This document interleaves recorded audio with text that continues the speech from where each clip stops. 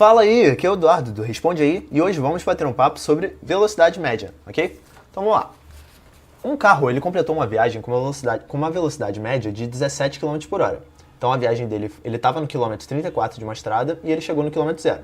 Pergunta é, se o carro saiu a 1 hora da tarde, que horas ele chegou? Então, para responder isso, vamos falar primeiro sobre movimento retilíneo, ok? O que é um movimento retilíneo? Como o próprio nome já sugere, é um movimento em uma direção, ou seja, um movimento unidimensional. Além disso, para a gente definir esse movimento, a gente precisa de uma direção e um sentido. Mas qual é a diferença entre eles?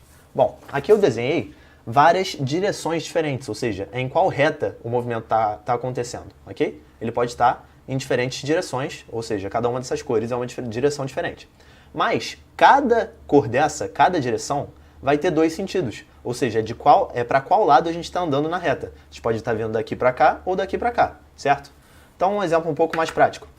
Se a gente estiver na nossa estrada, com os quilômetros marcados, a gente já tem um sentido definido. Ou seja, se a gente estiver andando do menor para o maior, a gente vai estar num sentido positivo da estrada. Se a gente estiver indo ao contrário, do 95 para o 27, a gente vai estar num sentido negativo da estrada. Beleza? Então vamos lá. Agora, vamos apresentar um conceito novo, que é o quê? A variação da posição. O que é a variação da posição? Nada mais vai ser do quanto a posição varia, ou seja, uma posição final menos uma posição inicial. E como é que dá isso? Por exemplo, vou deixar aqui, né? Nosso xf menos x0. A nossa variação da posição nesse caso, se uma partícula está indo do quilômetro 27 para o quilômetro 95, vai ser o final, que é 95, menos 27. E isso vai dar 68 km, certo? Já, se a partícula está indo no sentido contrário, do 95 para o 27, a gente vai ter 27 menos 95. Então a variação ela seria menos 88 km. Então você pode ver que a variação ela tem um sinal, conforme o sentido que a nossa partícula anda. Show? Além disso, queria frisar que o delta ele é um símbolo de variação. Ou seja, dentro da física, ele sempre vai indicar um final menos inicial. Então, por exemplo, a gente pode ter uma variação do tempo, ainda na mesma expressãozinha. Tempo final menos tempo inicial da variação, que é o delta. Beleza? Ok.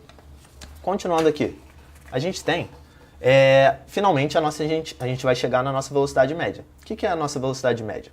Ela nada mais é do que a variação da posição sobre a variação do tempo. Ela indica o quão rápido, em média, um corpo se move. Ok?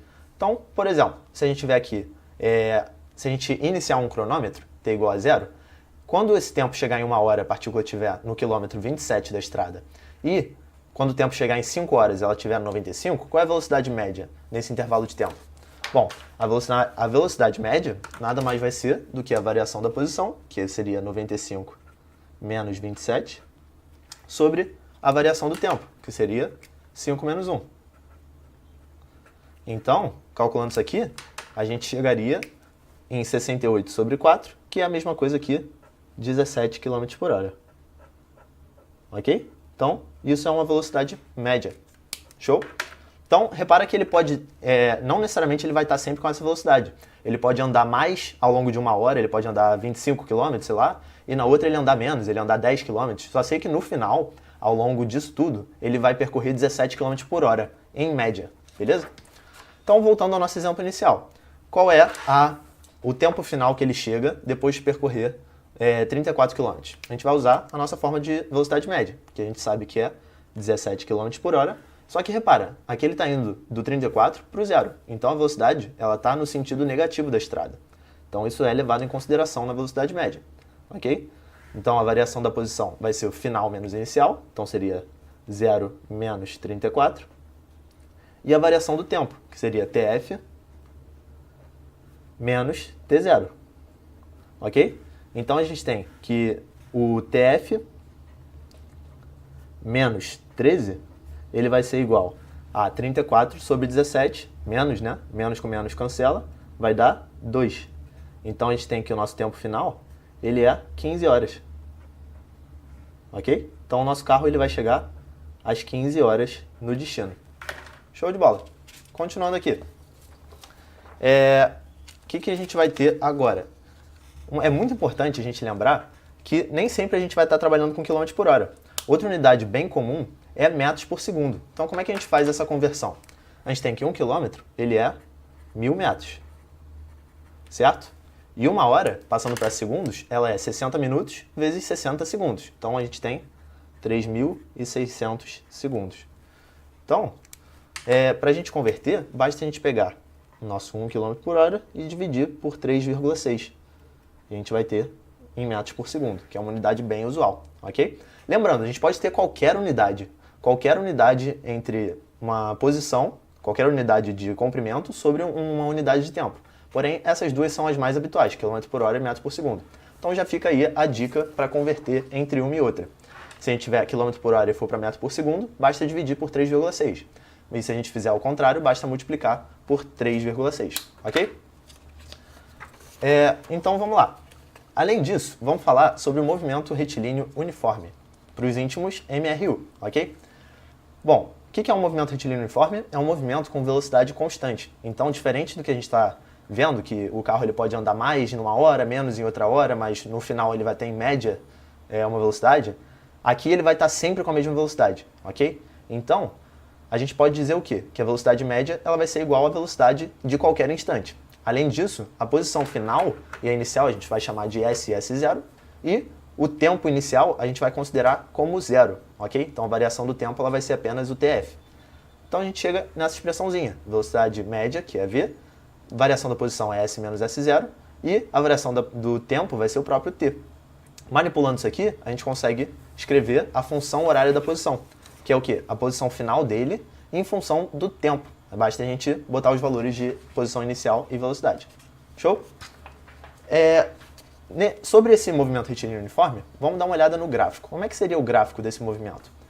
Essa expressão da função horária, então a posição variando em função do tempo, e a gente pode comparar ele com essa expressãozinha aqui, que é o quê? A expressão de uma função de uma reta. Então, a gente vai ver que esse movimento, se a gente escrever a função a posição em função do tempo, a gente vai ter uma reta, certo? E além disso, o que a gente pode fazer? Essa reta, se ela formar um ângulo θ com a horizontal, a gente tem que... Tá vendo a velocidade? Ela é o coeficiente angular dessa expressão, assim como esse A é o coeficiente angular da reta. Então, para calcular esse coeficiente angular, basta a gente calcular a tangente da inclinação da reta. Ou seja, a velocidade ela é a tangente desse ângulo θ. Beleza? Então, o que isso diz? Quanto mais íngreme a reta tiver, mais rápido vai estar variando a posição. Em menos tempo, a gente vai ter uma mudança maior de posição. Quanto menos íngreme, menos vai estar variando essa posição em função do tempo. Isso funciona tanto para cima quanto para baixo. A gente vai ter uma velocidade negativa, mas maior em módulo também. Certo? E para terminar, vamos terminar com dois exemplos. Por quê? A nossa função posição, ela pode ser dada de diferentes formas. Então, vamos lá. Qual a velocidade média entre T0 e T2, sendo que a função da posição é essa daqui, 4 mais t ao quadrado mais t à quarta. O que a gente faz?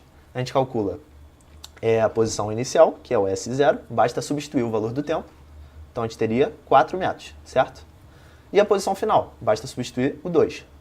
O S2 ele vai ser igual a 4, mais 2 ao quadrado é 4, mais 2 à quarta, que é 16. Isso vai dar 24 metros. Certo? E aí a gente aplica a fórmula da velocidade média. Então a gente tem que velocidade média vai ser igual a 24 menos 4 sobre a variação do tempo, que é tempo final 2 menos tempo inicial 0. Isso vai dar um valor de 10 metros por segundo. Ok? Além disso, ele poderia dar a função da posição em forma de um gráfico. E ele pergunta qual é a velocidade média entre 60 segundos e 80 segundos. A velocidade média num gráfico, ela vai ser apenas a reta, que liga os dois pontos, certo? Então, para calcular essa velocidade, basta a gente calcular a tangente desse ângulo θ aqui. Então, a velocidade média, ela seria a tangente de θ, que seria a variação em y, ou seja, 100 menos 40, sobre a variação em x, 80 menos 60. E a gente chega num valor de 30 metros por segundo. Ok? Esse vídeo te ajudou? Responde aí.